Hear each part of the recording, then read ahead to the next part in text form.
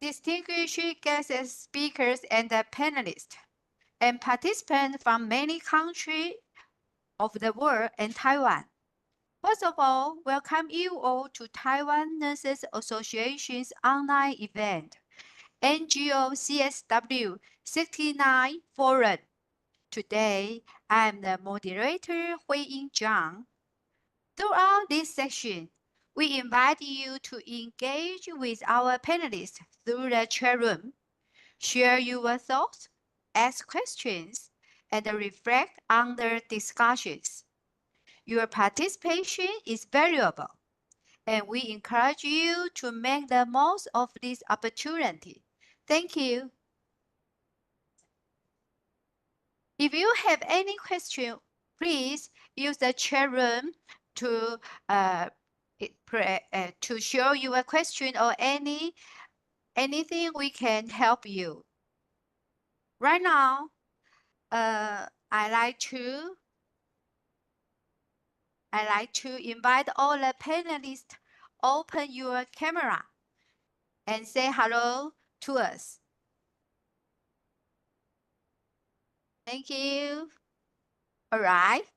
To officially begin, I am pleased to invite Dr. Mei-Lan Liao, President of Taiwan Nurses Association, to deliver the opening remarks.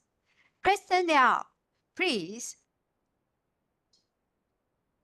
Dear distinguished guest speakers and all, good morning, good afternoon, and good evening. It is my great honor to welcome you to the NGO CSW 69 Payroll event. This forum serves as a vital platform for advocating gender equity worldwide. Since 2021, the Taiwan Nurses Association has actively participated in this important event, and it is truly inspiring to see that we have over 800 nurses from 13 countries join us. Today, we will focus on essential things, challenges for nurses representing diverse professional roles in power and decision-making.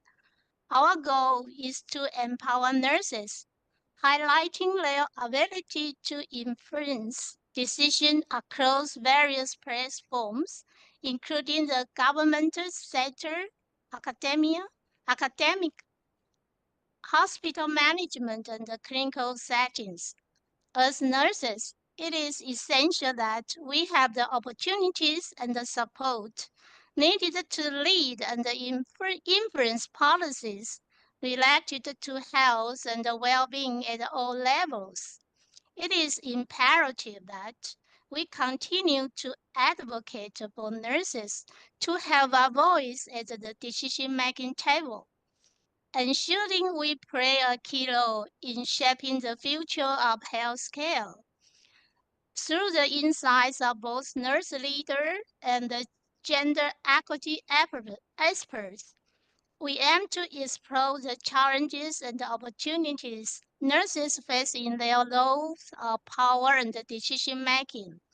As we work toward the 2030 SDS, it is clear that ensuring women's voice in leadership is not just an aspiration. It is a necessity.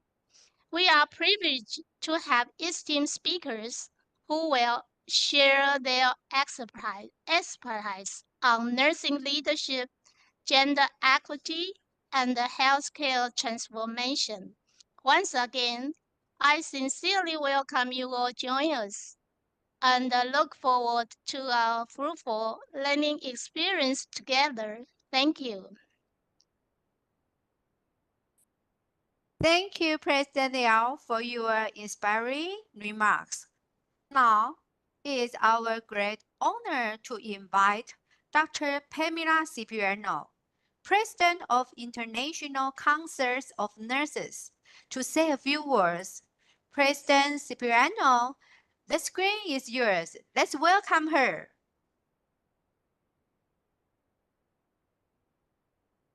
Dr. Spriano, can you say something and turn on your microphone? There we go. Okay. Yes, thank you so much. I'm so pleased to be with you today. Good morning, afternoon, and evening to everyone. This is a really important time of year when we reflect on the Commission on the Status of Women that are meeting, actually just concluding their meeting in New York City. So I'm very pleased to be part of TWNA's side event. I do bring greetings to all of you on behalf of the International Council of Nurses, our board and staff, and our more than 135 National Nursing Association members. And just to remind everyone, this year's Commission on the Status of Women meeting is really focused on what progress have we made in the 30 years since the Beijing Declaration, which was really a commitment for equal rights for all women and girls. Now, I think we would all say, being in nursing, that we know that we've not achieved all of the gender equality that we know is really important. And so it is a very central theme to what we do, knowing that nursing remains a very highly female profession, with about 90% of all nurses around the world being women. Now, we have had ICN has had a delegation to the CSW 69, and we have had a positive response to the political declaration adopted at the meeting, which affirms global commitments to achieve gender equality and, again, empowerment for all women and girls. We continue to know that this will take work. There's been estimates that to achieve full gender equity could take more than 100 years, which we need to all be very impatient and say that's not good enough, and that we need to work harder to make that happen. And it's important for nursing because we want a strong nursing workforce. We want opportunities for education, economic empowerment, and leadership. We want women to have access to high quality health care, including child and maternal care. So really now's the time for us to focus on what we can all do in our nursing associations, so TWNA, ICN, and other places where nurses who are on the webinar might be from, to say it's time for action, and we really need to make sure that we are doing all we can to further the agenda so that women and girls can enjoy the rights that they should have, along with all of our other citizens and the men in our societies, because we want women to have gender equality and recognize that they deserve this same level of equity in everything that we do, including health and including their roles as nurses. Thank you, President Cipriano, for your enlightening remarks. We look forward to hearing more of your insights later on. Now, to provide an overview of today's discussions and introduce our theme, I'm delighted to welcome our panel chair, Dr. Jin-Ming Chen. Dr. Chen is TWN Vice President, Distinguished Professor of National Chen Kung University, Taiwan. She is also an honorary advisor of Legislative Yuan and the political advisor of the Executive Yuan of Taiwan. We are honored to have Dr. Chen with us today to chair the panel on the sub-theme, Challenges for Nurses Representing Different Professional Spectrum in Power and Decision Making. Let's welcome Dr. Chen. Thank you, Dr. Huiying Zhang, for your warm introduction. Now, let's move into our panel discussion. Today, we have three distinguished panelists who will each share their perspectives on your theme, followed by an interactive discussion. For the sake of time, I will introduce them one by one to you. First, well, everyone is very familiar. We have the Dr. Pen Cipriano from USA. Everyone is familiar with Pen. President Pen Cipriano is our 29th president of the International Council of Nurses. As a global recognized nursing leader, Dr. Cipriano has dedicated her career to advancing the nursing profession, strengthening healthcare system, and advocating for nurses' role in decision-making. In 2021, she was named number 2 on Healthcare Global list of the top 10 women in healthcare. In recognized for her extraordinary contributions, she was designated as a living legend by the American Academy of Nursing in 2023, the Academy's highest honors. Thank you, President Cipriano, for that's so honor for us to have you join us today. And then we also have Dr. Percy Yates from Australia. Dr. Percy Yates is Executive Dean of the Faculty of Health at QUT and Deputy Program Director of ICN's Global Nightingale Nursing Institute. She has dedicated her career to strengthening nursing leadership, evidence-based practice, and healthcare innovation. Her work in oncology, palliative care, and research has shaped policies and advanced nurses' role in decision-making worldwide. So we also have the honor to have Dr. Percy Yates with us. Last but not least, we also have our representative from Taiwan, Dr. Teresa De Lan Ye. Teresa De Lan Ye is professor and director of Department of Foreign Language and Literatures and Center for Population and Gender Study Center at the National Taiwan University. Her engagement with local and international NGOs and NPOs, including Women's International League of Peace and Freedom, International Council of Women, and the Taipei Women's Rescue Foundation. As a gender expert, Dr. Ye can surely give us more gender-focused perspectives on the issue of a woman in power and decision-making. Again, thank you, Teresa, Dr. Ye. So after introduce all our esteemed panelists, I would like to take the lead in feedbacking on our sub-theme, which is on challenge for nurses representing different professional spectrums in power and decision-making. Then our panelists will share their insight and perspective on the themes. So first, let me bring up my slides.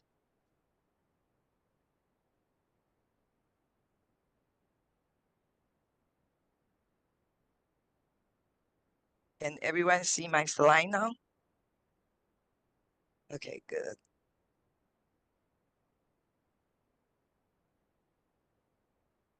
Okay, can you see that? Okay, good. So everyone in this room will agree that the nurses play a critical role in healthcare system. Yet, we often face challenges when we participate in power and decision-making processes. These challenges vary depending on their professional spectrum, whether they are frontline nurses, nurse managers, educators, or advanced nurse practitioners, especially in the area of policy making. With the privilege of being the panel chair, I would like to open today's discussion using my own story. I was fortunate to represent our nursing profession to serve as a legislator at large for 2 years. Unfortunately, the legacy did not continue. Why? Because the majority of our nurses did not support nursing representative in power.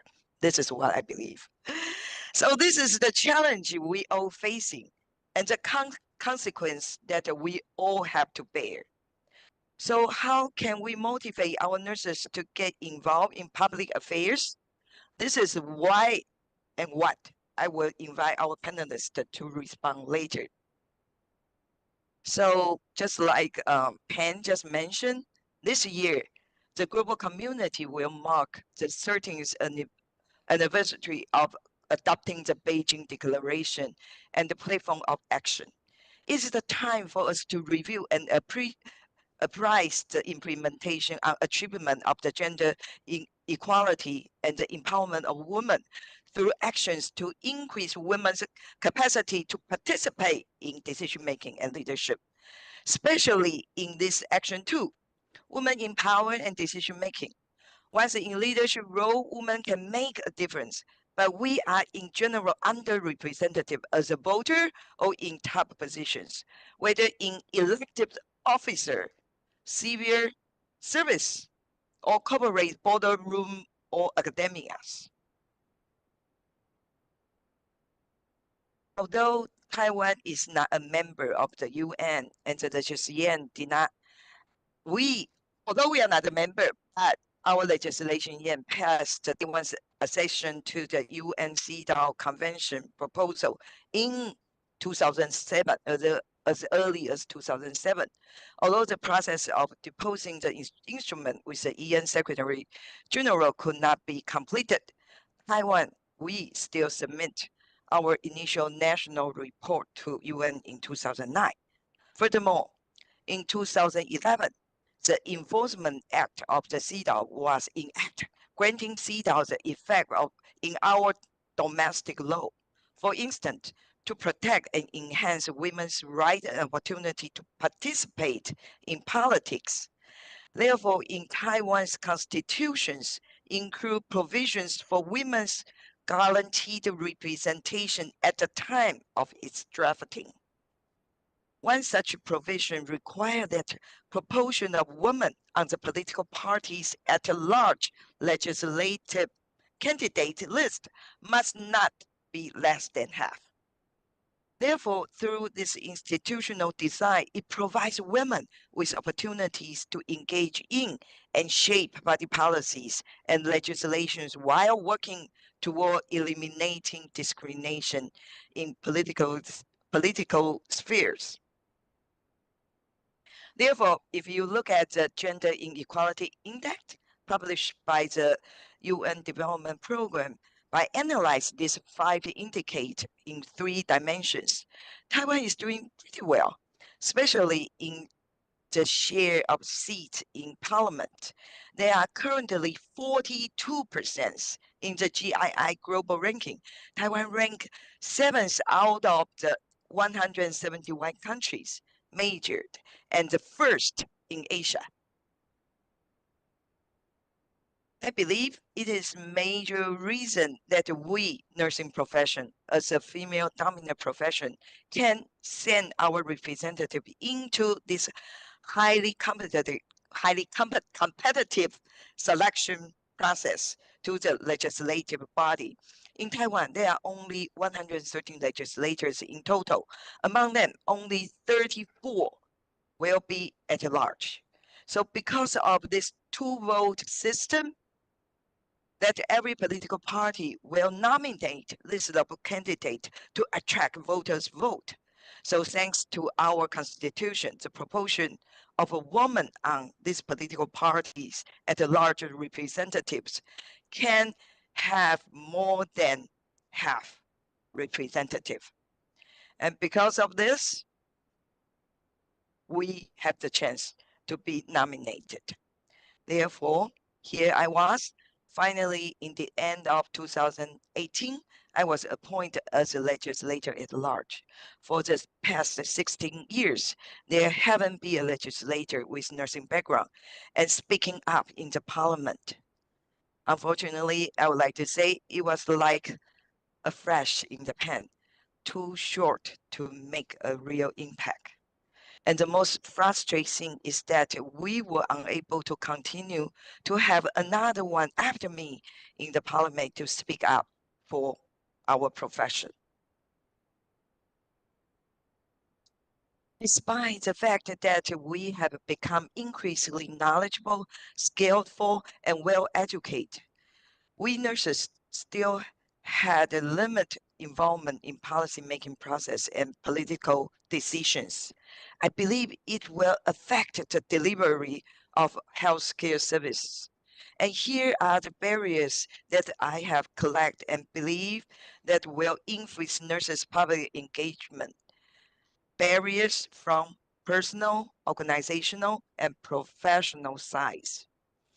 Therefore, I will stop here and have all our panelists to elaborate on these questions, such as how can we motivate our nurses to get involved in public affairs? What are the key attributes and learnable wisdoms that women in power and decision-making shares? So maybe I will just stop here and have, can I invite Pen?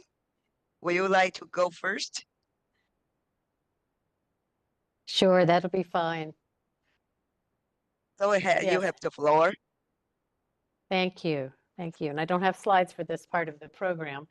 But as we think about the discussion and some of the points that Dr. Chen just shared with us, you know, women and power and decision making as the theme for so many discussions this year is really critical. And why is that?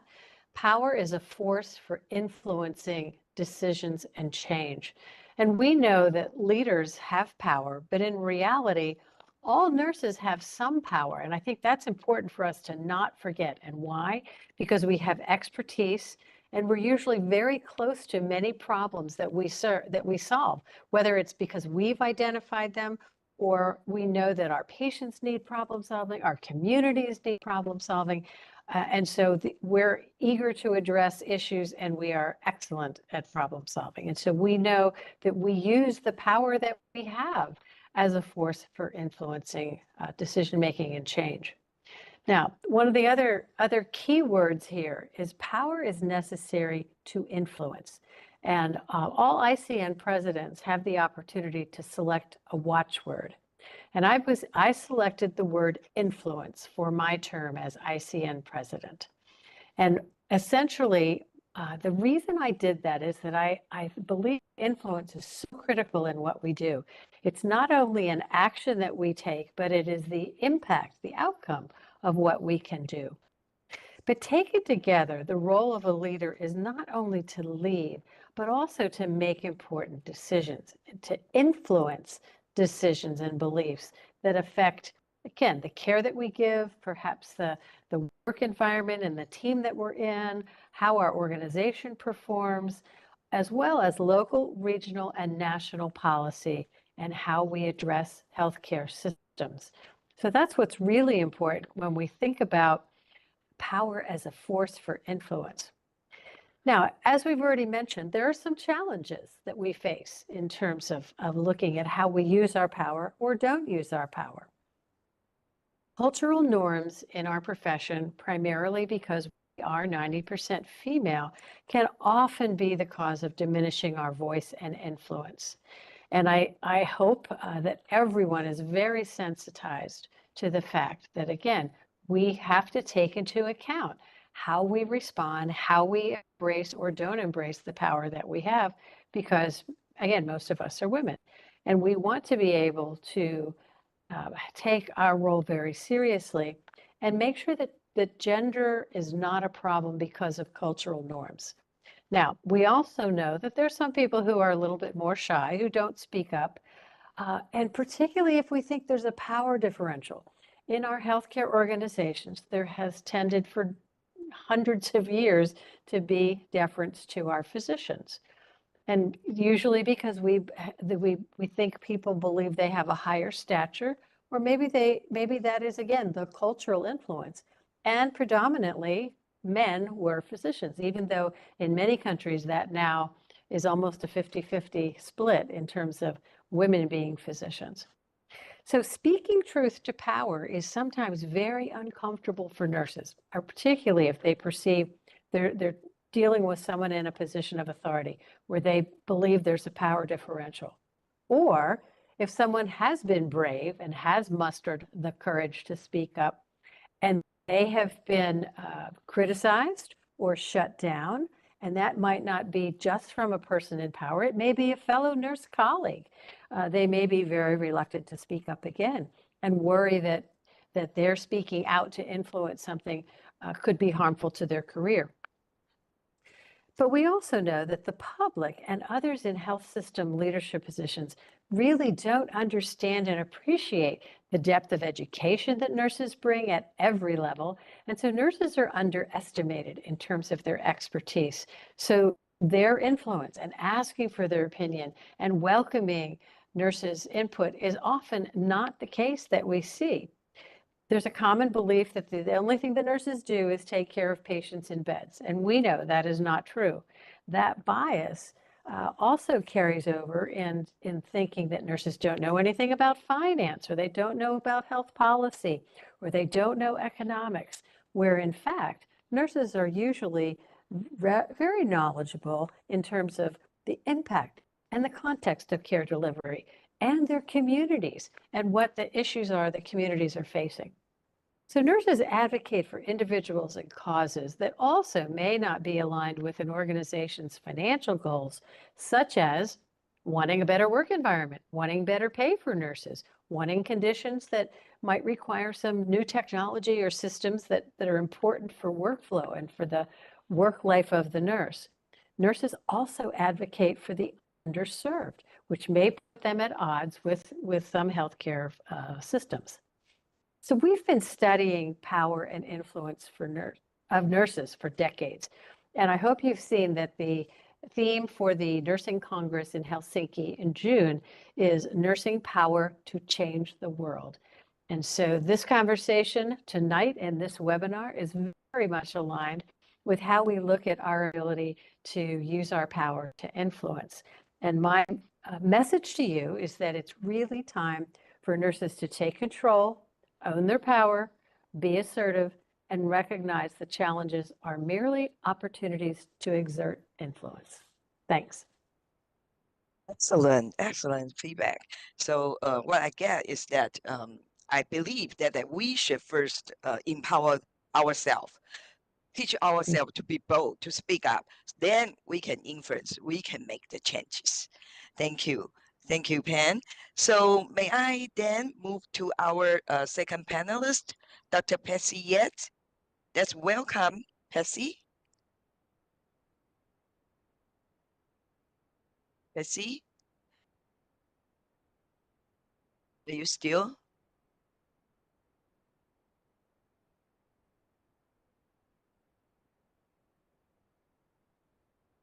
Is the microphone mute? Can you unmute your microphone? Working?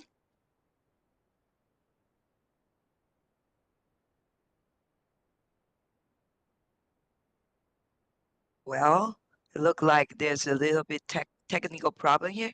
So may I then, shall we go to our Teresa, another Dr. Yue? Sure. First. Okay. Thank you for inviting me to this very meaningful and urgently needed event. I completely agree with what the president of ICN said before. This is a time for many different challenges for nurses, and it is also time for our opportunities to shine in our professional role or in our leadership role. You know, when people are in leadership roles, it seems to be easier for them to speak in front of the public. Yet, we having the professional knowledge and the contextual knowledge, we are even better than most of the decision makers over our own issues. And I also would like to stress that power really is not the assets of the leaders only. It should belong to people with knowledge, like nurses. It should belong to people with experiences, like nurses. And so in order to influence the decisions and the beliefs of the public, I believe the challenges for nurses is, I think the first one is, although nurses constitute over 90% of the profession over the world as well as in Taiwan, but they are mostly invisible in many decision-making roles. I think this is something lacking, not only in the quality of the decision made, but also in the values of the profession. So what I am suggesting very briefly is to present our issues, including needs and what we observed in our daily professional experiences, to present it to the CEDAW country review every 4 years. As Professor Chen said previously, Taiwan is not a state member of the UN. Therefore, although we implement CEDAW with a very detailed manner in Taiwan, we have different levels of trainings, reviews, and so on, yet we could not submit our report to the UN CEDAW committee. On that condition, we invited a lot of former CEDAW members to Taiwan to review the Taiwan's country report. Next year, it will be our 5th country report, which started back in 2013, I'm sorry.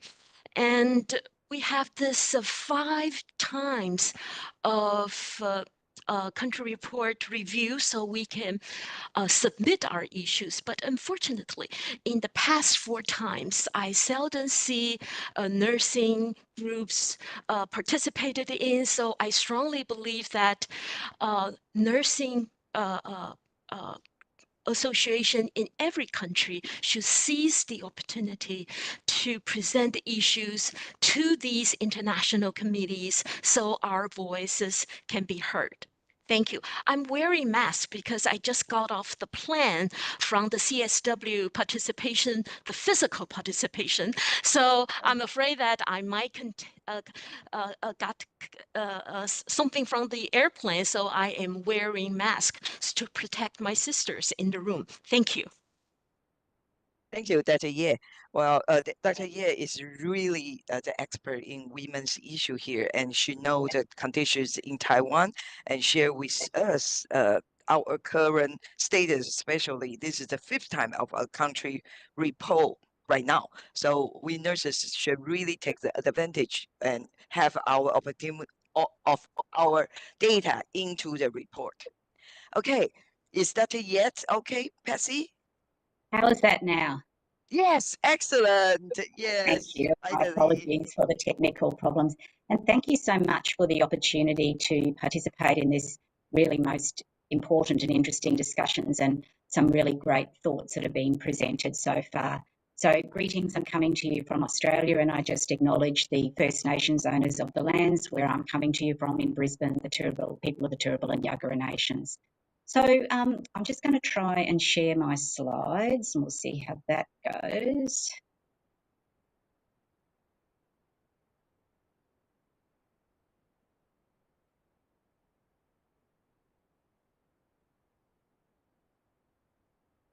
Okay.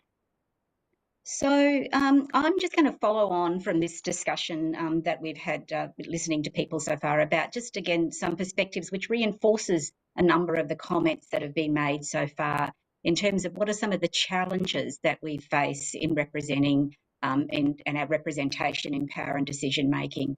And I think already an important point has been made that the data consistently tells us that women are underrepresented. And because 89% of the health workforce are nurses, that means that we have significant challenges in terms of being able to influence healthcare, right from the policy level down to care with our patients in our communities. And this was an important report that was published a couple of years ago, which really just shows that this data has not changed in a while, and we still just have 25% of senior healthcare roles that are filled by women. So we clearly have a problem, and why this discussion here today is so important. So in thinking about, why that is the case, and there are so many, many reasons for this, and many of these have been touched on today. And there's been a really interesting systematic review that was published last year, which really tried to synthesise what's in the literature about what some of the barriers to advancing women nurses are in healthcare leadership. And this particular review, and this is a really neat slide, I think, and they used a framework to actually group the barriers under issues related to ability, and really that's really about the lack of training opportunities, inadequate orientation to leadership roles, issues around opportunity, and that second circle on the right side there, which is really about the inequitable systems and some of the issues around preferencing of and professional biases, for example. I'm sorry, Patsy, your slide is not moving. It's not progressing? It's not Okay. moving, yes. Is that moving now? No. No. Okay. Maybe I might can we share a slide for you? If you Okay. don't mind, can That's we okay. And do what it? I might do is I'll just keep talking because we probably don't need the slides too much anyway. So Okay. I'll stop sharing and I'll just keep talking. Essentially, this literature review, this systematic review, I think grouped the multiple different reasons why nurses are not in positions of leadership. Group them under three areas: opportunity, ability, and motivation. And I think what I wanted to flag today was, given there's so many reasons, I wanted to focus on one example from each of those categories. And I'm going to start with opportunity. I think, and what's already been touched on, is the difference in the power differential in terms of health professions and medicine and its position of power. But I wanted to just broadly comment, I think, on what is that biomedical paradigms essentially privileged over much more important social perspectives. And because of that privileging, it really limits resourcing, it influences the way in which resources are allocated. So resources are allocated more to perhaps biomed tech rather than addressing the important social and skills that nurses might play in terms of influencing and improving health outcomes for our community. The other impact of that, the privileging of medical paradigms over social perspectives, is that the value and impact of nursing innovation and nurse-led initiatives and research even are not widely understood and don't receive the resourcing and attention that is needed to transform healthcare. So that privileging of biomedicine means that resources are allocated in ways that create a significant barrier to opportunity for nurses to be in leadership roles. The second example fits the motivation group of barriers that systematic review identified. And that really relates to what's already been raised today in terms of the unconscious biases of nurses and nursing. For example, that perception that nurses are seen to have what's seen to be softer skills that aren't necessarily as important as others, and that relates to our image of nurses. So that continues to create those barriers to being able to be in positions of power. I think that it means that sufficient recognition of old and knowledge base that underpins nursing. We're not as well articulating that, and in the paradigms that exist, then there's biases around the value of that type of knowledge sometimes. We can't, for example, appreciate the value of nurses and at systems level. We're on the ground, we know how things work, and knowing how things work and makes an important difference to get things done, yet widely understood and valued. So I think that motivation area means that often nursing skills are critical, yet then often not seen as being important at the decision-making table. Yet when you've got nurses at the decision-making table with their perspectives of what their patients and communities need, work on a table to be able to bring those perspectives, they are often neglected. And lastly, the third challenge of the flag is really around that ability in that area of ability barriers. Here, I think it's that one of the areas. There's many points under this, and when we talk in the next session about strategies to overcome some of these barriers. One of the things I wanted to highlight here is that I think the nursing profession doesn't always position itself as a collective or effectively build the critical allies and partners that we need to make sure that our influence is optimised. I think that nursing is a very diverse profession, and it does make it difficult sometimes to demonstrate advocacy in a united way and consistent way to be able to send very clear messages around what our communities need and the value of that nursing perspective.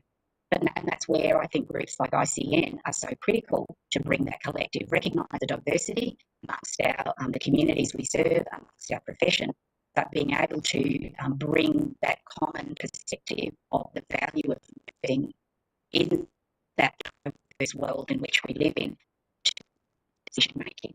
So that's the last comment that I would just make. I think that, and that systematic review that is, I think, highlights really that there's multiple issues. I've just flagged 3, but there's multiple issues I think that we need to address and multiple strategies that we're going to need to implement to ensure that we change this lack of nurses involved in decision making and women's lack in that area. Thank you.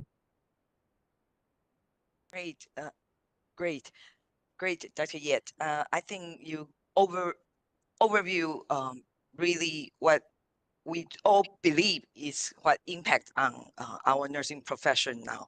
But unfortunately, maybe because the connection, some part of your presentation is not very clear, but we will just work on that right now. And hopefully for our next section, you will getting better. So, Yes. okay, so we just finished our first round panel discussion. Then we will go a little bit deeper into our second part of discussion with interactive reflection. So right now, I will ask each panelist to present 8 minutes to extend on their perspective. Still, I will follow the order. So first, I would like to invite Dr. Pancipiano to share on her point of view on how can power and decision making can help create sustainable nursing values. The floor is yours.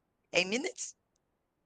Thank you very much. I'm going to put up my slides, which will take just a second here. Let me get my slides up. And can everybody see my slides? Not yet. Not yet? How about now? Still waiting. All right, let me go back to the share screen. Hold on, maybe make sure I've got it, hit all the right buttons. Oops. Right now, the screen is the later we wrote to you. I gotta get this. All right, hold on one second. How about now? Can you see slides now? We did this before and it worked. Look, All right. look like it's a different screen because right now the screen is the later notification later. If you No, I have don't even- multiple monitors, you may have to click on the monitor that is showing the PowerPoint because it Well, shows the PowerPoint, is open, but it's not showing on the monitor. All right, I'm having trouble getting the video, getting the group back on the screen as well, the WebEx. Oh, goodness. No, that's not going to work. I wonder if you could go ahead and call on one of the other panelists, and I'll see what I can do to. Let me hit share again, and let me see if that's not working. Or do you want us to share the screen for you? Where they work? You could, but I can't see anything anymore. Oh. For some reason, my WebEx has gone. Uh-oh. Okay, then I will let you figure out how to work on that. So maybe I will invite Dr. Yet. not Teresa yet, Dr. Pessy yet to go first. Is that okay? Pessy, That's fine are with you me. willing to? Okay. That's and I won't attempt to share my slides. I'll just talk without them if that's okay.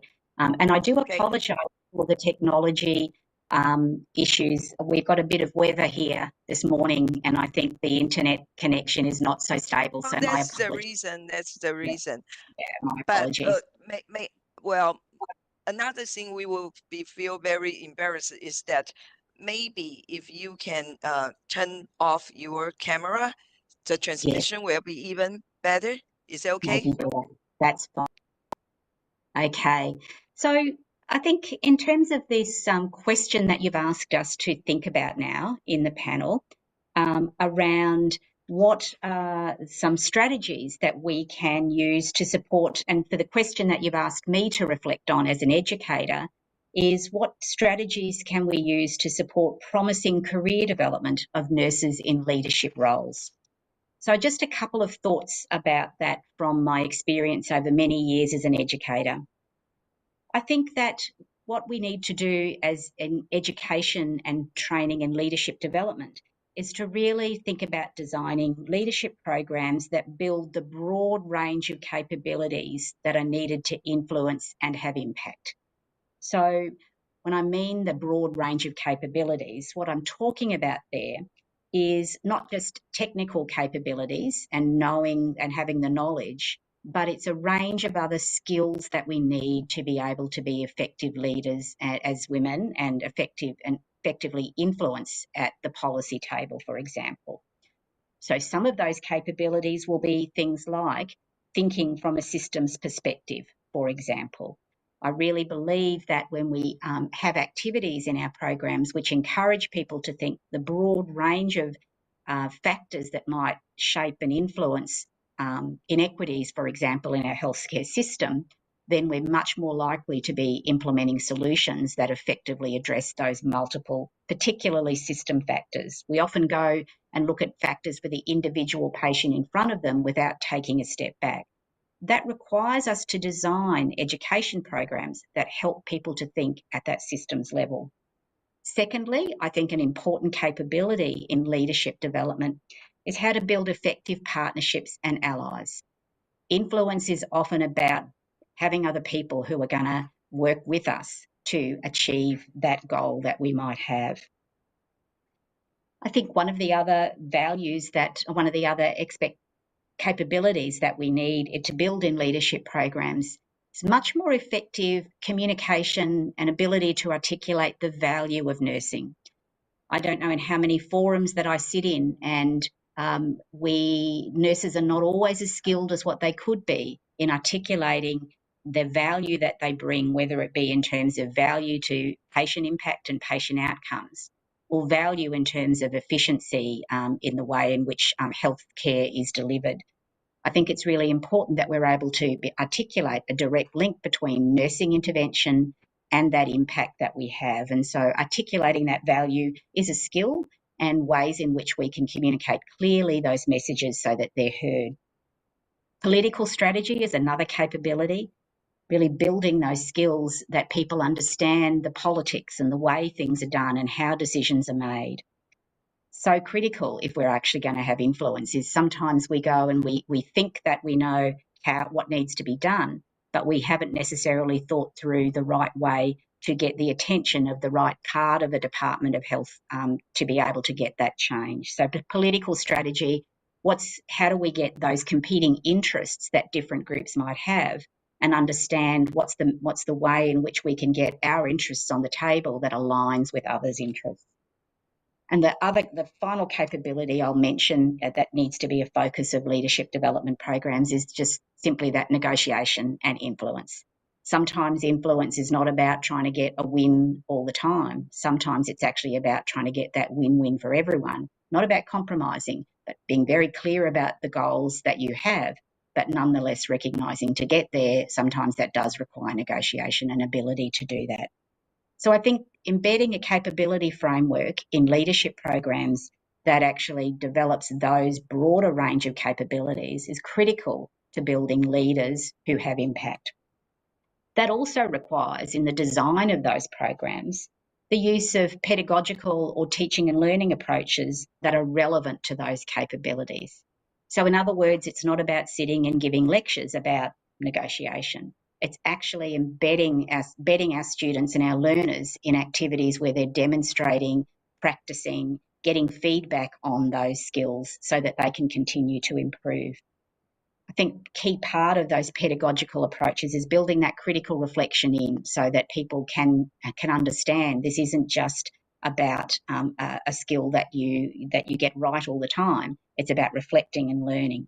So essentially, leadership programs, really clearly understanding the capabilities needed, designing your learning approaches so that the active learning approaches, the different range of ways in which people can develop those skills, you're using the best possible learning strategies. And a great example of that is actually the GNLI program that ICN runs. That program is very clearly built on an understanding of what are policy leadership skills, and the ways in which that program is delivered is using strategies, which is really about immersing, practicing, getting mentors to help reflect on both personal leadership, but also leadership within teams and leadership within organisations. And so that's a great program, if you're not familiar with, that really tries to emulate that sort of approach to building policy and leadership.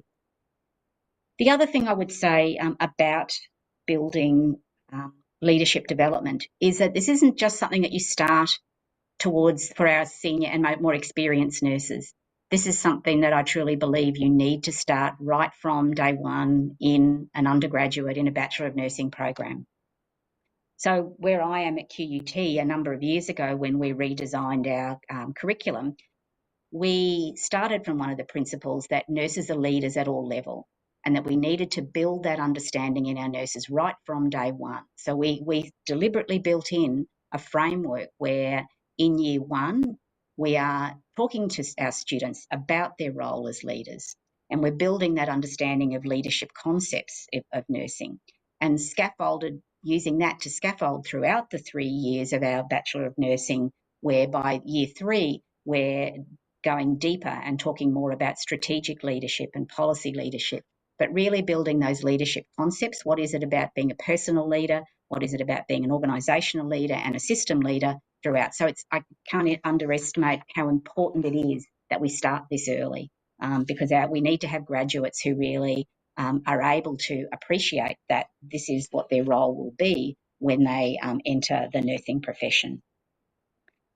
And the last comment I would make about this idea of leadership development is, as well as structured programs like GNLI, as well as building it into our undergraduate education, for example, there's the ongoing mentorship and sponsorship of leaders at all levels that is really, really critical. And again, we have in the centre that I work within, we have a model where we don't just talk about mentorship, we talk about the concept of sponsorship and distinguishing that. So mentorship is really critical, advising, being that wise counsel to our emerging leaders.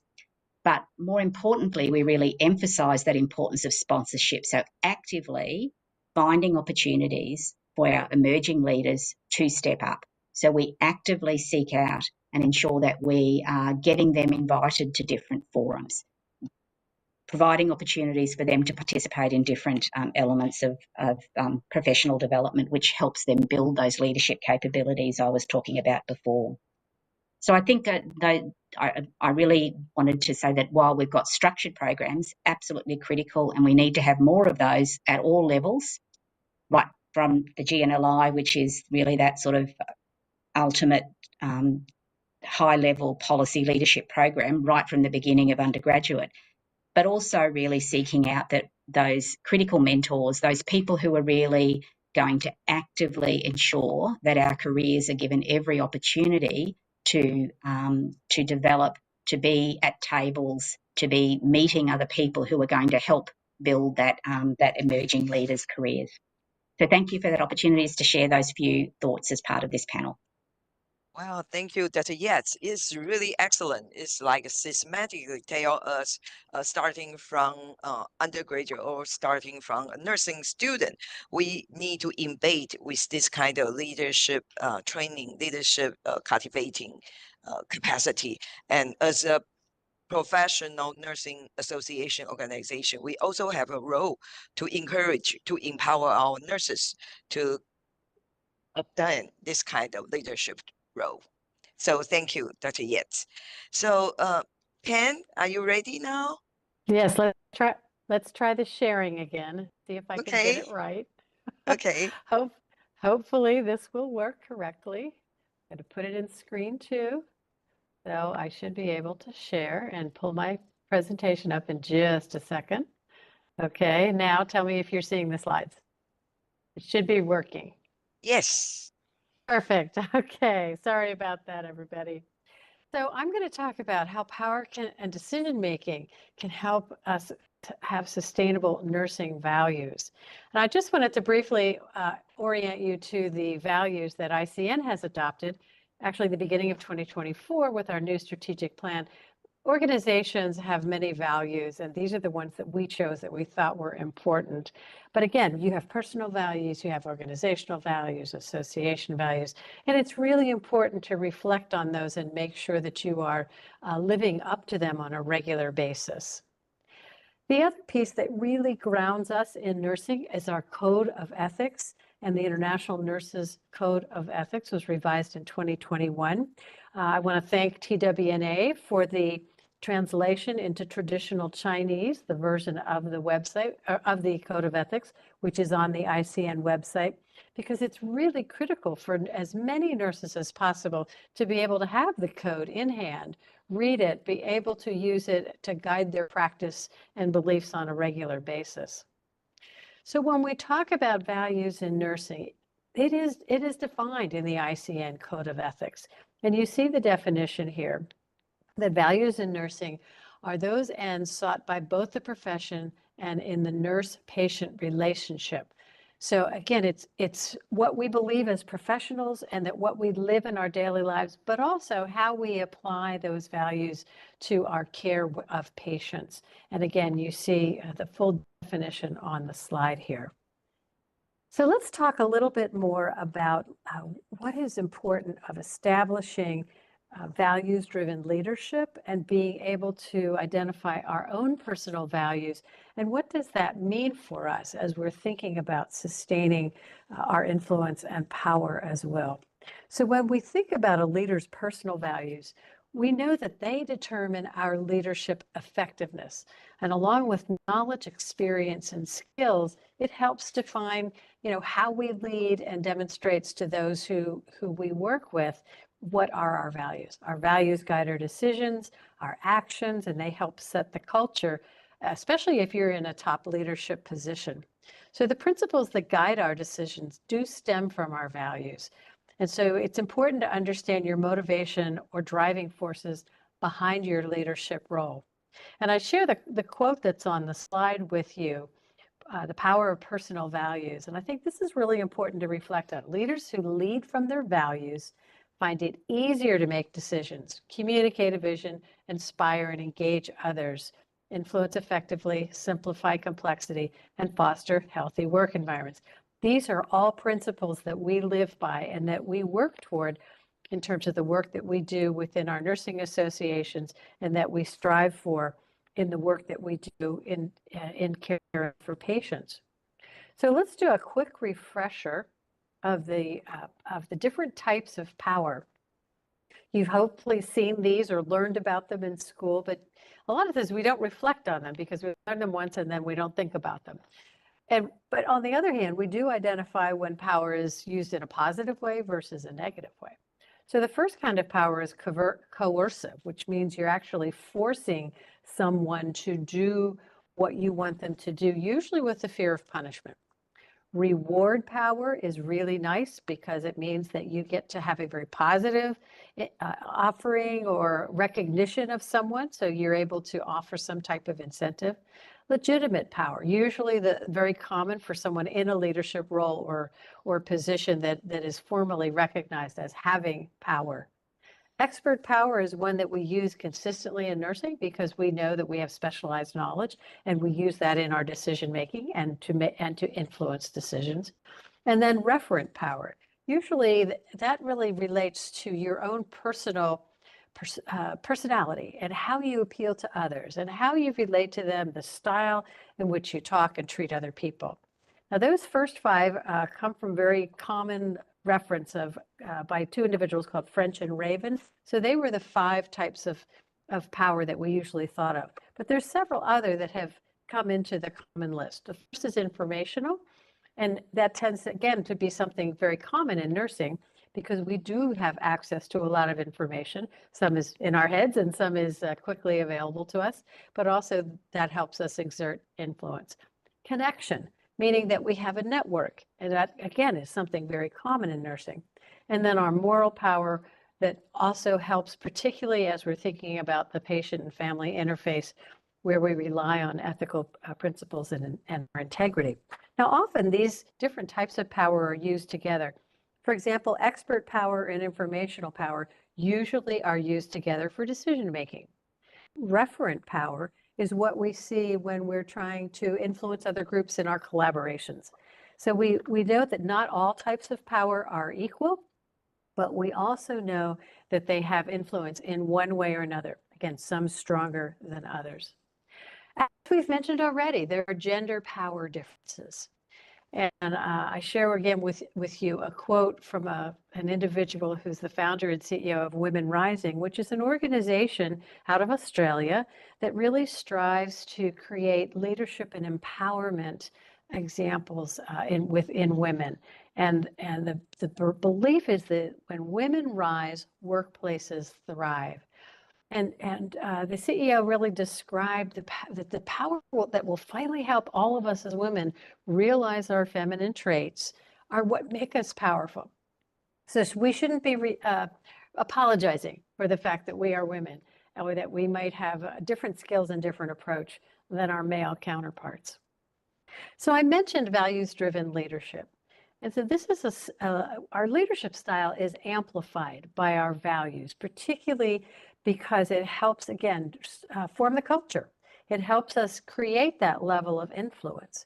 What we know is that when leaders are clear about their values, they can improve their decisions in the workplace, particularly before there's a difficult decision to make. Effective leaders do use their values as a foundation for, again, forming organizational culture and for decisions. When leaders embody core values, they are seen as authentic and trustworthy. They inspire their teams, and they're committed to creating a positive impact on their team or their organization or society as a whole. So thinking again, how important for nurses to be able to have values-driven leadership, because that's what we do. We are trying to we want to be authentic. We are making decisions that will improve the life of individuals as well as communities and transform our organizations. So when you are the leader, your personal values guide your behavior and decision-making so that you can be authentic and effective. It also influences your priorities, decision-making processes, and approach to problem solving.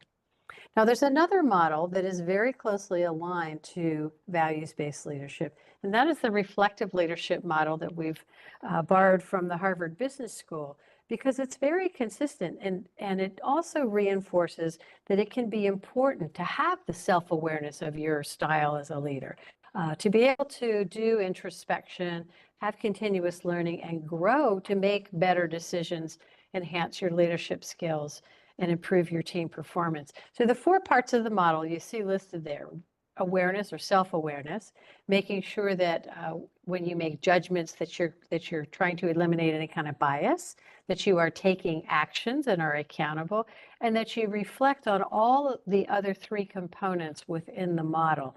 And it also means that you reflect on your own personal values, your own personal leadership beliefs, goals, and commitments. So just a few examples of the kinds of situations that we know it's important for us to use our power to influence and do what's right. The first on the left, you see Dr. Tedros, the Director General of the World Health Organization, and we know he's been very supportive of nurses. And he says here, any society with too few health workers is operating with one hand tied behind his back. And again, he's been very supportive of nurses in the workforce, but recognizing that he's helping us be able to execute on our power to influence strengthening of health systems and strengthening the workforce, which has been in the key documents such as the State of Nursing and Global Directions for Nursing and Midwifery. In the center, this quote is really something that I have been very committed to, is trying to be sure that nurses are moved from being invisible to invaluable. So we have continued to profess the need to value, respect, protect, and invest in nursing. Another very important statement that we want to influence financing of nursing, financing of healthcare, financing changes in education, all the things that are important for us to influence. And then the last one is Howard Catton, our CEO. And again, really focusing on the importance of nursing, saying this is why we want to use our power to influence governments to invest in nursing. So in summary, sustaining nursing values is really important. Our personal values translate to organizational value, particularly when combined with power as a leader. So you can inspire and motivate others. And we always do want to do the right thing.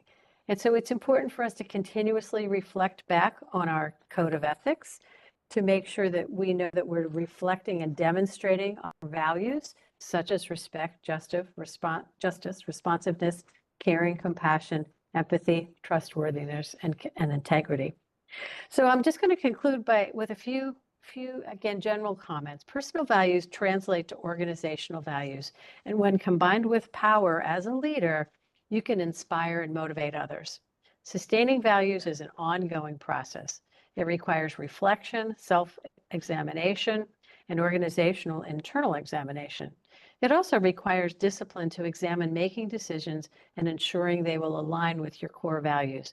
Values need to be aligned with purpose and vision. When that is the everyday norm, when crisis occurs, decisions will continue to be made in a way that fosters trust and collaboration.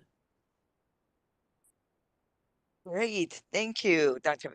Cipriano. I think the most important things is that we ourselves need really start to believe ourselves, trust our own value, and be bold and try to move from invisible to invaluable.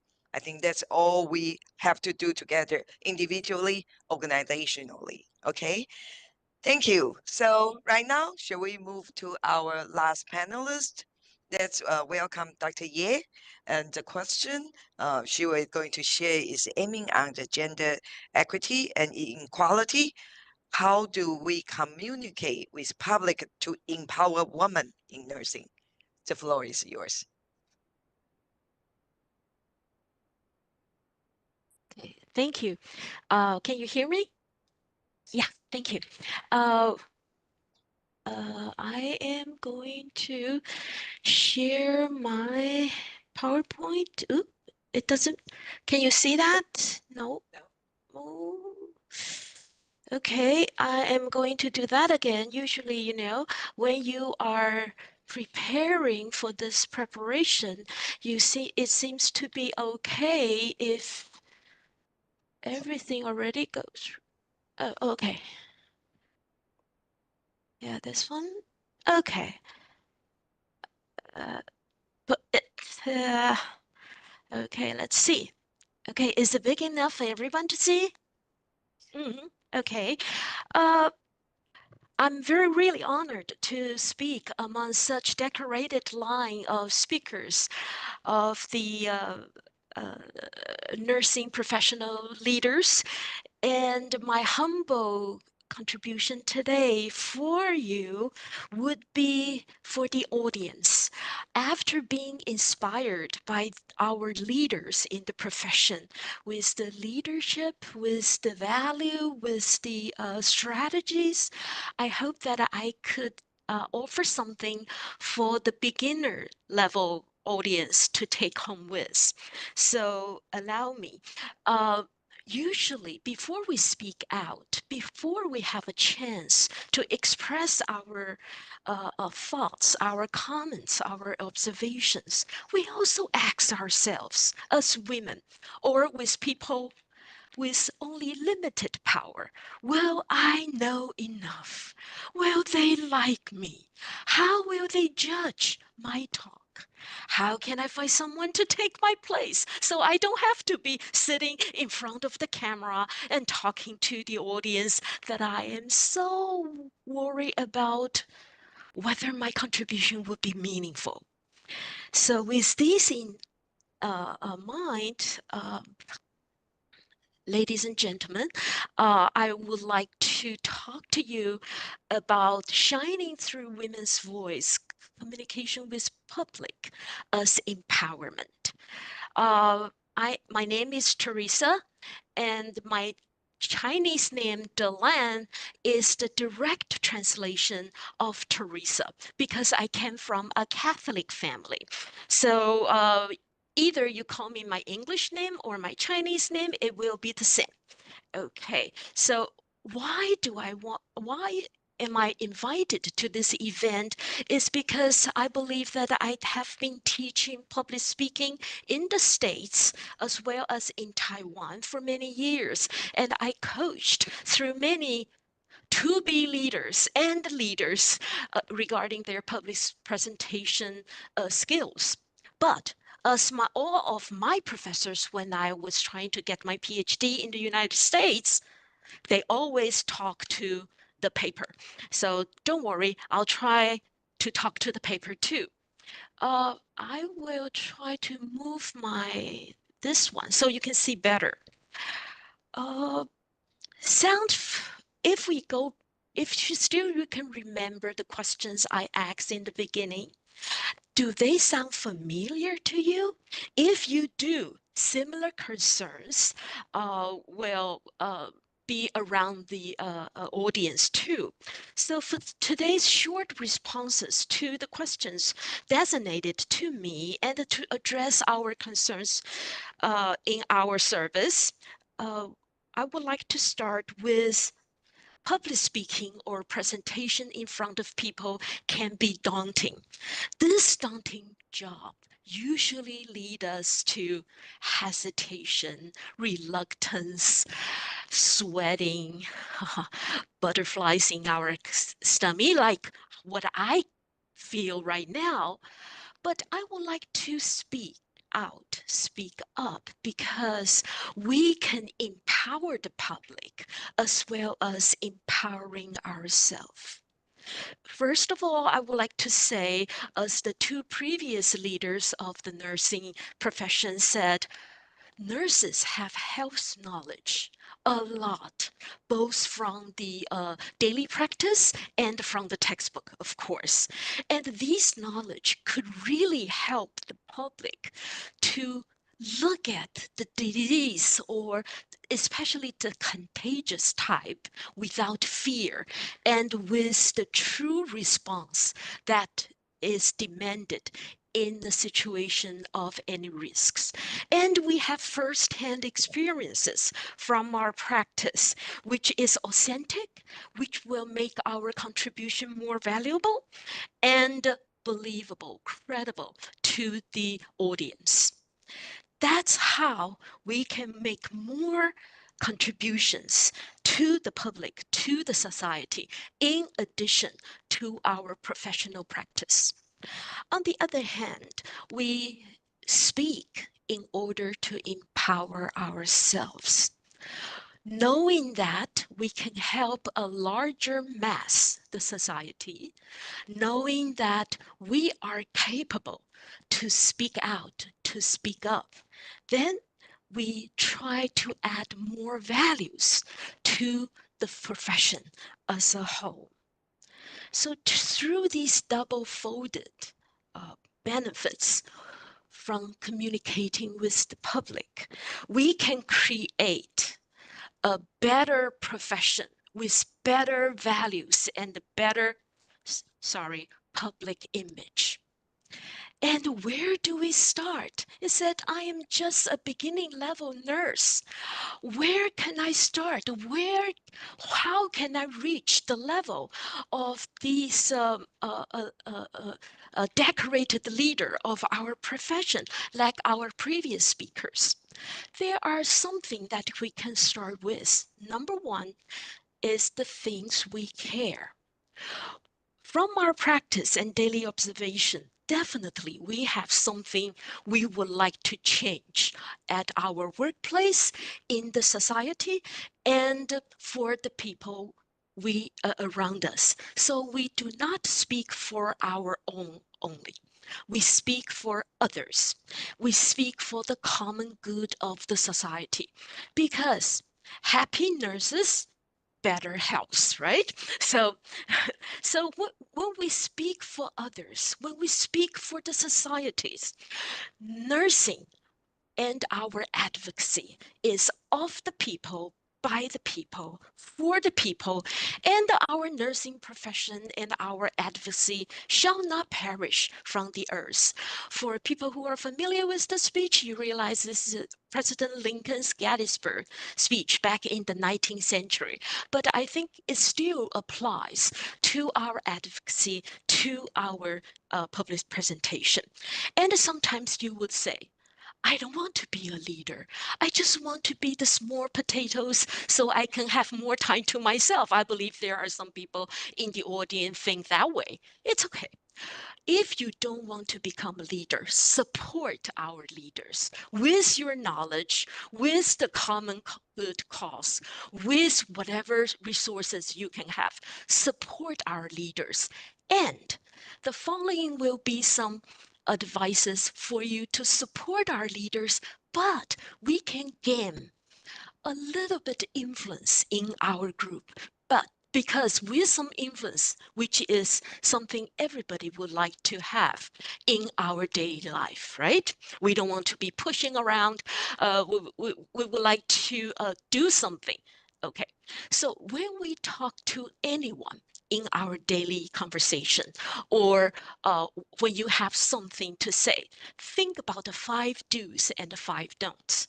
Number one to do is find our strengths. Remember, we have knowledge. Remember, we have a beautiful voice. Remember, we have a soft voice. Use that as our strengths. Or do know our audience. What do they care most? If you talk to your boss, maybe he or she cares is how to make the workplace more efficient and effective, right? So you relate to what they care and then deliver your message. And sometimes we think that, oh, I don't have any power, I don't have any position, but do cite, do quote from someone you revere, from someone with a position, like our ICN president. I'm sorry if I may. And we can tell a story, because as nurses, we hear stories all day long. I remember one story from my nursing professors, and she talked about a father with a twin sons. And you know, in Taiwan, people believe that males, men, should not enter into the nursing profession, but the doctoral medical profession instead. So he was disappointed that both of his twin sons went into nursing schools. But after 10, 15 years, he realized that being a nurse really helped his family, his friends, his relatives, his community. That's the real benefits having nurses at home in the community. So this story changed the gender norms of the community. And if you spread this story around, we might have more males in our workforce in the future. And the last thing I would say about to do is to rehearse. To rehearse is about preparing your speech before you went to somebody. And actually, do you remember Steve Jobs, the Apple leader? He practiced his speech whole day long before the conference, before the convention. And there are 5 don'ts in the public speaking or presentations. Don't change who you are. Be natural.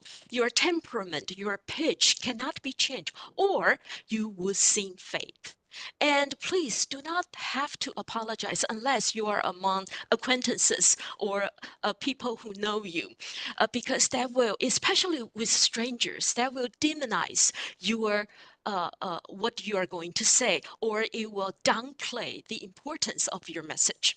And don't forget the contextual help. The contextual help may be people sitting around you or nurses in your own group. Bring them with you to talk to them. Show the power of the group.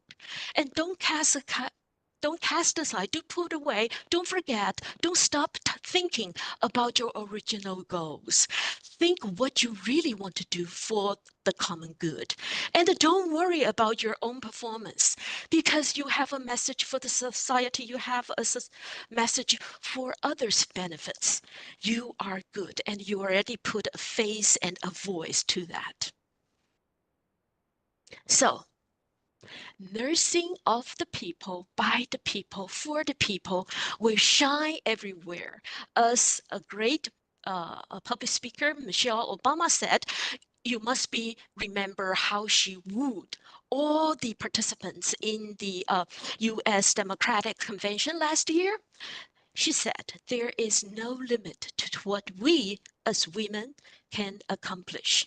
Thank you very much.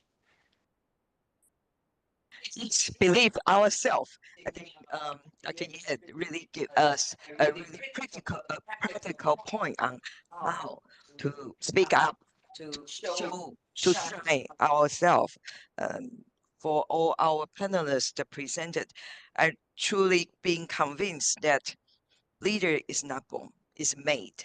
We have such a systematic program to help our nurses to become future leader. We will and we can be the leader. So, well, I'm really sorry as the moderator. I think I did not do a good control of timekeeping, because we still have our really important person can share her reflection on today's panelist presentation. So why don't we just pass the time to our moderator, Dr. Jiang. Hi everyone, I'm back. I'm a shining nurse today. Thank you, Dr. Chen, Dr. Cipriano, Dr. Yes, and Dr. Ye. Now I try to move on to the last section. We are privileged to have our panel commentator, Dr. Lianhua Huang, to share reflection and to make conclusions. Dr. Huang, she is the third vice president of International Council of Nurses. She also currently serves as Professor Emeritus of National Taiwan University and the nursing consultant of China Medical University Hospital. She is a fellow of American Academy of Nursing and a certified global nurse consultant. She is also the chair of ASEAN Leadership and Organizational Development Steering Committee. Let's welcome Dr. Huang, please. Thank you. Good morning, good afternoon, and good evening. I'm Lianhua Huang from Taiwan. It's my great pleasure to be here. First, I'd like to thank all the panelists in the webinar. To summarize the key insight, I'd like to reiterate President Cipriano's saying. We want to be sure that nurses move from being invisible to invariable. We want to learn from the lesson of the past. So our message is clear. We need to value, respect, protect, and invest in nursing, not just for the future of nursing, but for the future of healthcare. In Taiwan, the majority nurses are female. Among 193,000 nurses, 95.4 are female. In the past, nurses' education level tends to be lower than other medical personnel, like physicians, pharmacists, and other medical technologists. Now, we are happy to see more and more baccalaureate nursing programs are being set up. Nurses were invisible in the past. Now, nurses are better educated and assertive. Nurses are not only visible, but also invariable. According to the most updated data, 58% student nurses are enrolled in associate program as their entry-level education to nursing profession. Nurses' education should be the same level as other medical personnel. I like to take National Taiwan University Hospital as an example. During the last wave nursing shortage in 2011, nurses' pay were increased $100 per person per month and solved the nursing shortage crisis successfully. Almost 98% of NTU hospital nurses have a BS degree. That is one strong reason that nurses increase pay and get the same salary as other medical personnel. In response to the call of ICN's nursing leadership training in 2011, Taiwan Nurses Association initiated a variety of leadership training programs for different groups of nurses, including student nurses and young nurses, junior nurse leaders, and senior nurse leaders like LFC, NNLI, and GNLI. The leadership training in Taiwan has been remarkable. We all know that nurses compose of the biggest portion in the care professional, nearly half of the global health workforce. However, in the past, the leader of the health team is not only physician, but also a male. I was one of the pioneers to be female deputy superintendent in Taipei City Hospital in 2005. Now I'm happy to see more and more nurses as the deputy superintendent in the hospital, as the president in the university. To sit at the decision-making table for policy making, nurses need to occupy a higher position. Nurses in a higher position means that nurses has position power, has the right to speak, and in a position to influence policy that is good to nurses and the public. In 2024 International Women's Day, President Cipriano stressed the importance of support and invest in nurses to ensure that they are recognized and valued for the unique contribution that they make to society everywhere.